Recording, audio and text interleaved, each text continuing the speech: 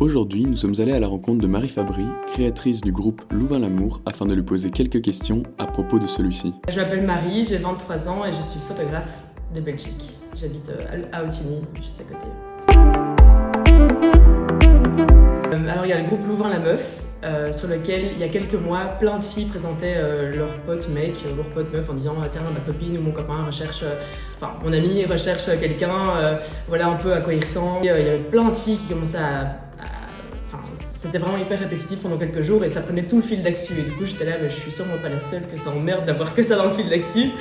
Et du coup, j'ai dit pour rire, genre, mais les gars, je vais créer un groupe pour que vous mettiez vos présentations dessus. J'avais fait un petit jeu de mots, Louvain-l'Amour, et je m'attendais à ce que une dizaine de meufs aillent dessus et présentent leurs potes et que éventuellement d'autres filles du groupe aillent dessus. Mais je m'attendais pas à ce que ça aille au-dessus de 15-20 personnes, tu vois. Et le soir même, il y avait déjà, je pense, 400-500 personnes parce que tout le monde a commencé à inviter leurs potes, etc. Et je voyais dans les demandes d'adhésion plein de mecs aussi. J'étais en mode ah merde, moi je voulais que ce soit un groupe de filles. Enfin, moi je m'en fichais, mais j'étais là, je sais pas si les filles voudraient qu'il y ait des mecs aussi sur le groupe, quoi. Mais il y en avait plein parce que les filles, j'imagine, commençaient à inviter tous leurs potes, filles et garçons. Et du coup, je me suis dit, ok, c'est bon, ça va être un truc marrant, genre un mix entre Louvain-la-Meuf et Louvain-le-Mec.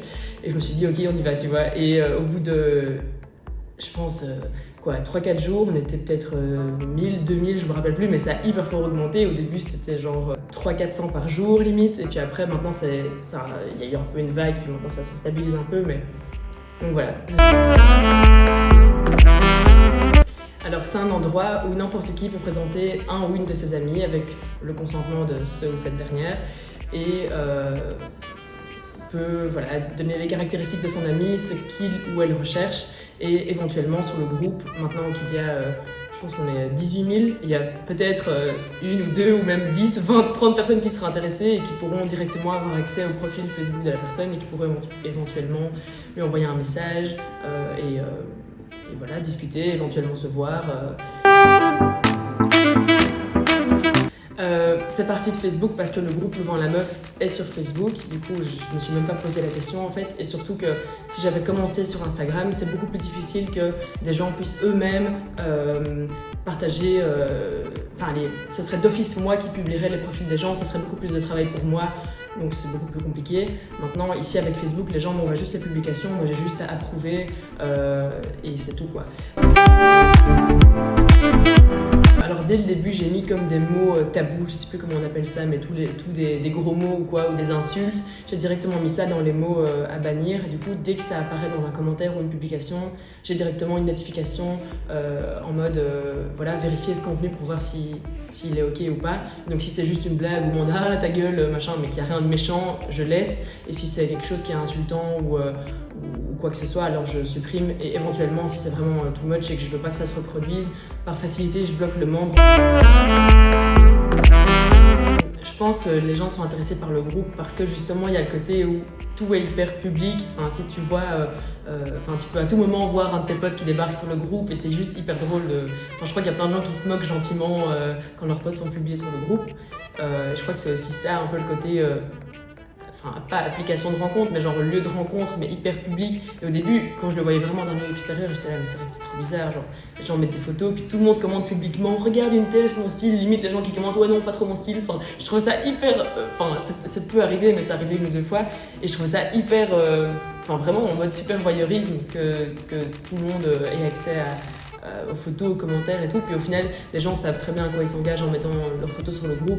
Plein de gens ne le prennent pas tellement au sérieux, ils se font une présentation et c'est limite un petit boost d'ego de se dire « Ah, j'ai eu des likes », tu vois. Et je pense que les gens qui sont sur le groupe se sont peut-être intéressés à ce style de groupe parce que justement, ils s'ennuient peut-être plus en ce moment, ils ont justement peut-être le besoin d'un peu plus rigoler ou de... pas renouer contact, mais renouer contact à travers les réseaux et d'avoir un groupe où ils savent que littéralement quasi la totalité de leurs amis ou leurs amis proches en tout cas sont dessus et de se dire c'est un peu un lieu où virtuellement on est tous ensemble et on rigole, tu vois. Et c'est donc hors Covid avec tout le monde qui aurait sa petite vie, ses études, ses activités, ses restaurants, ses trucs. Je pense pas du tout que ça aurait eu un tel succès, peut-être qu'il y aurait eu quelques centaines de personnes dessus et encore quoi. Oui, j'ai eu plusieurs messages, après à mon avis il y en a beaucoup plus que les messages que j'ai reçus, mais je dirais que j'ai reçu déjà 10-15 minimum, 10-15 témoignages de personnes qui m'ont dit tiens, voilà, grâce au groupe, j'ai rencontré une fille trop chouette, ou j'ai rencontré un garçon trop chouette, et genre la plupart du temps c'est tout frais du coup, puisque ça date d'il y a quelques mois ou quelques semaines, mais juste ils m'envoient un message en mode ton groupe qui était une blague, en fait ça forme vraiment des connexions et des relations potentielles qui pourraient durer, parce que tout commence par quelques semaines, après on sait pas où ça mène, mais à chaque fois ça me fait trop chaud au cœur, parce que je me dis moi ça m'a demandé un peu de temps, parce que clairement le fait de créer le groupe, approuver tous les jours les publications, les trucs, ça me prend peut-être une demi-heure par jour. Maintenant beaucoup moins parce que le groupe se calme un peu plus, mais dans les premières semaines ça me prenait vraiment beaucoup de temps. Mais je me dis si ça a pu former ne fût-ce qu'un couple ou juste des potes qui se sont rencontrés comme ça, enfin en général les gens ne sont pas là pour se faire des potes, mais même si deux personnes se rencontrent et puis qu'au final qu'elles restent amies, ou que ça peut juste créer des rencontres, tu vois, dans un moment où rien ne les facilite ces rencontres. Donc le peu de travail que j'y mets vaut la peine quand je vois les quelques résultats. Donc sur le groupe, puisque ça a commencé avec des personnes qui ont invité leurs amis, qui elles-mêmes ont invité leurs amis, etc., j'ai l'impression que si deux personnes se rencontrent par le groupe, elles auront d'office quelque chose en commun, un ami, des amis. Et donc ça différencie de Tinder dans le sens où Tinder c'est juste une personne random qui habite près de chez toi, mais avec qui tu pourrais avoir très peu de choses en commun, voire rien du tout. C'est des descriptions super authentiques et ça rend vraiment le truc encore plus vrai, parce que avoir la description de quelqu'un par l'œil d'un ami, c'est vraiment c'est super différent que de se décrire soi-même en fait. Je pense que le groupe va peut-être un peu le nombre de publications par jour va sûrement diminuer, parce que les gens, j'espère, vont revenir un peu à la vie normale d'ici peu. Du coup, les gens auront un peu d'autres choses à faire et pas traîner sur Facebook et regarder si leurs copains sont sur le groupe, etc. Je pense que c'est un peu le mood en ce moment. Disparaître, je pense pas, parce qu'il n'y a pas moyen de supprimer le groupe en fait. Pour supprimer le groupe, il faudrait qu'il n'y ait plus aucun membre dedans, il faudrait que je les supprime un à un et que moi-même je me supprime du groupe, et alors là le groupe s'efface. Mais sinon, bizarrement, il n'y a pas moyen de supprimer un groupe Facebook, contrairement à une page par exemple. Mais du coup, donc disparaître sûrement pas, mais à mon avis, je pense que d'ici quelques mois ou années, mais j'ai l'impression que d'ici quelques mois déjà, les gens vont un peu se lasser du concept, ce sera marrant 2 minutes, puis après à un moment, puisque les gens vont un peu moins publier, il y aura moins de réactivité, etc. À mon avis, les personnes vont plus trop faire attention, et le groupe va du coup rester là, mais sans trop d'activité, quoi. C'est comme ça que j'imagine maintenant.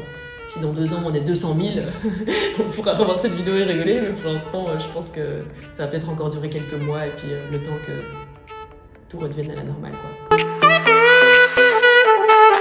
J'ai commencé par les trucs plus petits, donc il y a eu quelques magazines étudiants, enfin des étudiantes, je sais pas si c'était des étudiantes en com ou quoi, j'imagine, mais qui avaient des petits magazines à tenir, et elles devaient faire des petites rubriques chaque semaine, et je pense que 3-4 étudiantes m'ont contacté pour me faire une petite interview écrite et après en publier un article. Donc il y a eu un article sur Code Planète que je connaissais pas du tout d'ailleurs, et quand j'ai été voir leur page Facebook, j'ai vu que j'avais plein d'amis dessus et que c'était un truc super connu, donc j'étais là, ouais, trop cool.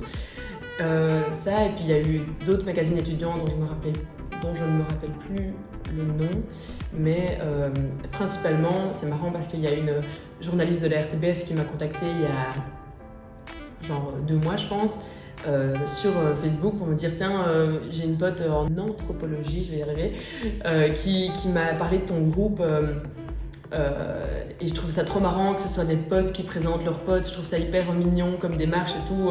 Est-ce que j'ai plein de questions à te poser, et en fait j'ai un documentaire qui va sortir sur Typique, donc qui est une fusion entre RTBF et enfin je sais pas exactement, mais c'est une fusion entre 2 trucs qui est radio et télé à la fois, mais là ce serait pour la télé, et elle me dit voilà, on va faire un reportage sur l'isolement des jeunes en confinement, le fait que voilà, c'est hyper difficile pour eux de garder la pêche, etc.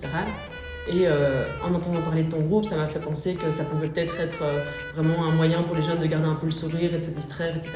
Donc j'avais plein de questions à te poser. Donc on s'est appelé le soir même, et donc elle m'a posé plein de questions, un peu comme celle auxquelles j'ai répondu aujourd'hui.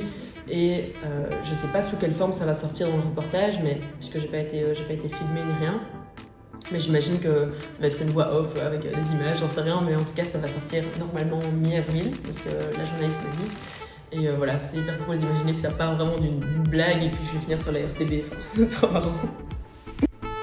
Dans un second temps, nous sommes allés vous interviewer dans la rue afin d'avoir votre avis sur le sujet. Non, mais des dates, oui. Des dates, ouais. Et ça s'est bien passé?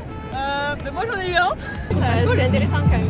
Je pose pas, je suis pas active du tout dessus, je regarde juste un peu les annonces pour rigoler, mais je suis pas du tout active dessus. C'est comme un Tinder évolué, on va dire. Oui, c'est drôle. Parfois, ça peut faire du coup. Ouais, ça rapporte un peu de fun. Mais on guette, on sait jamais. En vrai, le Covid fait que les gens ont envie de rencontrer d'autres personnes aussi. Donc. Oui, j'ai posté, ouais, elle m'a posté. Je vois des gens qui ont posté, mais j'ai jamais posté et je trouve ça hyper drôle et assez sympa pour former des filles. Il a posté lui.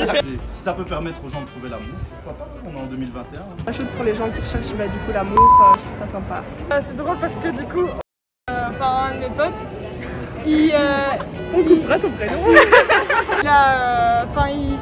il a eu un date avec une fille qui a eu 1000 commentaires et genre les mecs la reconnaissent dans la rue et tout. J'ai vraiment eu des tonnes de messages. Il y a une pote, genre je lui ai demandé mais du coup t'es pas trop demandé de messages? Elle était là non franchement j'ai reçu que 2-3 messages. J'étais là, t'es sûr, ça me paraît quand même étrange. Ouais je te jure. Et en fait un pote à moi lui avait envoyé un message qu'elle avait pas reçu. J'étais là donc il y a d'office une couille meuf. Elle a checké c'est spam. C'est 2000 demandes. Et elle a vu plus d'une trentaine de demandes. Ah ouais, et donc j'étais là, tu vois, je me disais aussi Pourtant, ça dépend les profils quoi. Et ça a donné quelque chose ou pas? Il y avait moyen, il a eu des trucs. Il a eu des trucs. Ah si, il a eu des... Ouais, j'ai eu des messages, mais j'étais déjà avec Ingo, donc non. Et j'ai aussi une pote qui est en date là avec un gars, parce qu'elle commentait genre tous les posts de Louvain l'amour, et le gars l'a repéré là-dessus, et du coup maintenant ils ont eu un date hier, et ça s'est super bien passé. Ça a permis aux gens, à plein de gens de se rencontrer et de se mettre ensemble. Et puis même, il y a plein de gens qui font des mèmes et on rigole blindé sur le groupe. Les présentations sont chouettes, genre c'est drôle en vrai.